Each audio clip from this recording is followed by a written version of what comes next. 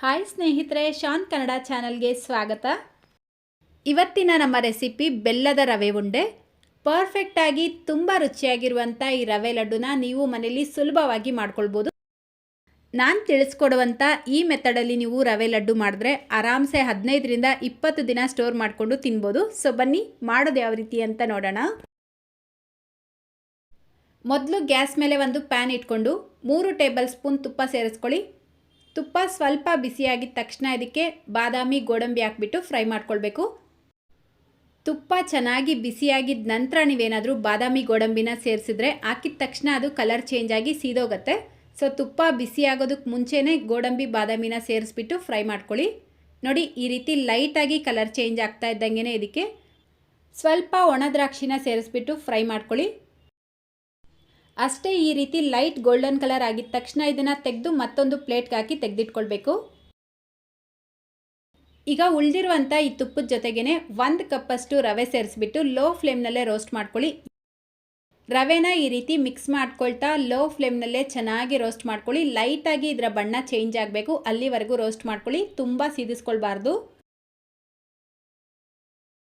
ನೋಡಿ, ಇದರ ಬಣ್ಣ ಈ ರೀತಿ ಲೈಟಾಗಿ ಚೇಂಜ್ ಆಗ್ತಾ ಇದ್ದಂಗೆ ಇದಕ್ಕೆ ಸೇಮ್ ಅದೇ ಕಪ್ಪಲ್ಲೇ 1 ಕಪ್ ಒಣ ಕೊಬ್ಬರಿ ತುರಿ ಸೇರಿಸ್ಬಿಟ್ಟು ರೋಸ್ಟ್ ಮಾಡ್ಕೊಳ್ಬೇಕು.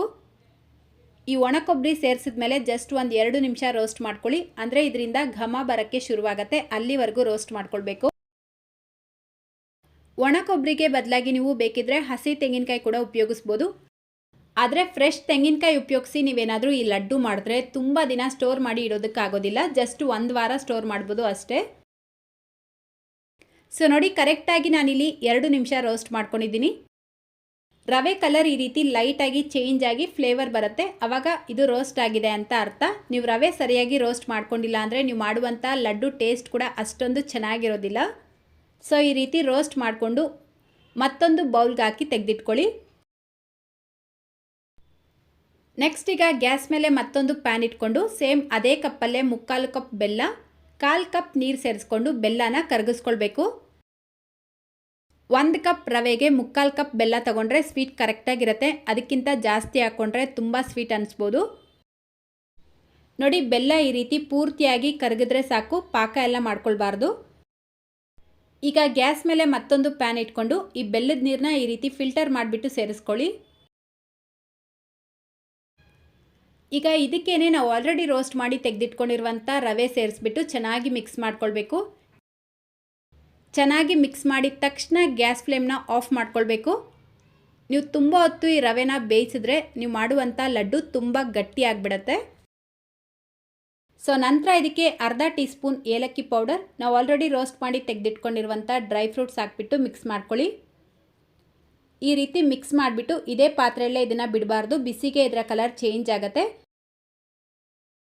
ಸೊ ಇದನ್ನು ತೆಗೆದು ಈ ರೀತಿ ಮತ್ತೊಂದು ಬೌಲ್ಗೆ ಹಾಕ್ಬಿಟ್ಟು ಸ್ವಲ್ಪ ತಣ್ಣಗಾಗೋದಕ್ಕೆ ಬಿಡಬೇಕು. ಅಂದರೆ ಪೂರ್ತಿ ತಣ್ಣಗೆ ಮಾಡ್ಕೊಳ್ಬಾರ್ದು. ಪೂರ್ತಿ ತಣ್ಣಗೆ ಮಾಡ್ಕೊಂಡ್ರೆ ಇದು ತುಂಬ ಗಟ್ಟಿಯಾಗಿಬಿಡುತ್ತೆ, ಆವಾಗ ಲಡ್ಡು ಶೇಪ್ ಮಾಡೋದಕ್ಕೂ ಕಷ್ಟ ಆಗುತ್ತೆ. ಸೊ ನೋಡಿ, ಈ ರೀತಿ ಉಗುರು ಬೆಚ್ಚಗಿರಬೇಕಾದ್ರೆ ಕೈಗೆ ಸ್ವಲ್ಪ ಎಣ್ಣೆ ಅಥವಾ ತುಪ್ಪ ಹಚ್ಕೊಂಡು ನಿಮ್ಗೆ ಯಾವ ಸೈಜಿಗೆ ಲಡ್ಡು ಬೇಕೋ ಆ ಸೈಜ್ಗೆ ಲಡ್ಡುನ ಮಾಡ್ಕೊಳ್ಳಿ. ಈ ರೀತಿ ಲೈಟಾಗಿ ಪ್ರೆಸ್ ಮಾಡ್ಕೊಳ್ತಾ ಉಂಡೆ ಕಟ್ಕೊಳ್ಳಿ. ಈ ರೀತಿ ಉಂಡೆ ಕಟ್ಟಬೇಕಾದ್ರೆ ಪುಡಿ ಪುಡಿ ಆಗ್ತಾ ಇದೆ, ಲಡ್ಡು ಶೇಪ್ ಬರ್ತಾ ಇಲ್ಲ ಅಂತ ಅನಿಸಿದ್ರೆ ಒಂಚೂರು ತುಪ್ಪ ಬಿಸಿ ಮಾಡಿಬಿಟ್ಟು ಸೇರಿಸಿ ಮಿಕ್ಸ್ ಮಾಡಿಬಿಟ್ಟು ನಂತರ ನೀವು ಲಡ್ಡುನ ಮಾಡ್ಕೊಳ್ಬೋದು. ಅಥವಾ ಬಿಸಿ ಹಾಲು ಬೇಕಿದ್ರೂ ಸೇರಿಸ್ಬಿಟ್ಟು ಮಾಡ್ಬೋದು. ಆದರೆ ಹಾಲು ಹಾಕಿ ಮಾಡಿದಾಗ ಇದನ್ನು ತುಂಬ ದಿನ ಸ್ಟೋರ್ ಮಾಡೋದಕ್ಕೆ ಆಗೋದಿಲ್ಲ. ಸಪೋಸ್ ಇದು ತುಂಬ ತೆಳುವಾಯಿತು ಅಂತ ಆದರೆ ಒಂಚೂರು ರವೆನ ಮತ್ತೆ ಚೆನ್ನಾಗಿ ರೋಸ್ಟ್ ಮಾಡಿಬಿಟ್ಟು ಇದಕ್ಕೆ ಸೇರಿಸಿ ಮಿಕ್ಸ್ ಮಾಡ್ಕೊಳ್ಳಿ, ಆವಾಗ ಸರಿ ಹೋಗುತ್ತೆ.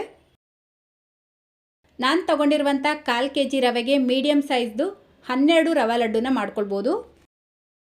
ಸಕ್ಕರೆ ಉಪಯೋಗಿಸಿ ಮಾಡುವಂಥ ರವೆ ಲಡ್ಡು ರೆಸಿಪಿ ಈಗಾಗಲೇ ಶೇರ್ ಮಾಡಿದ್ದೀನಿ, ಲಿಂಕ್ ಡಿಸ್ಕ್ರಿಪ್ಷನ್ ಬಾಕ್ಸಲ್ಲಿ ಕೊಟ್ಟಿದ್ದೀನಿ, ಚೆಕ್ ಮಾಡ್ಕೊಳ್ಬೋದು. ಅಷ್ಟೇ, ಈಗ ತುಂಬ ರುಚಿಯಾಗಿರುವಂಥ ಬೆಲ್ಲದ ರವೆ ಉಂಡೆ ರೆಡಿಯಾಗಿದೆ. ಎಷ್ಟು ಚೆನ್ನಾಗಿದೆ ಅಲ್ವಾ? ತಿನ್ನೋದಕ್ಕಂತೂ ಎಕ್ಸಲೆಂಟ್ ಆಗಿರುತ್ತೆ. ಸೊ ನೀವು ಒಂದ್ಸಲ ಟ್ರೈ ಮಾಡಿ. ಇವತ್ತಿನ ರೆಸಿಪಿ ಇಷ್ಟ ಆಗಿದ್ರೆ ಲೈಕ್ ಶೇರ್ ಮಾಡೋದನ್ನು ಮರಿಬೇಡಿ. ಚಾನಲ್ಗೆ ಸಬ್ಸ್ಕ್ರೈಬ್ ಮಾಡಿಕೊಂಡು ಬೆಲ್ ಐಕನ್ನ ಕ್ಲಿಕ್ ಮಾಡಿ ಆಲ್ ಅನ್ನೋ ಆಪ್ಷನ್ನ ಕ್ಲಿಕ್ ಮಾಡ್ಕೊಳ್ಳಿ. ಇದೇ ರೀತಿ ಮತ್ತೊಂದು ರೆಸಿಪಿಯೊಂದಿಗೆ ಸಿಗೋಣ. Thank you.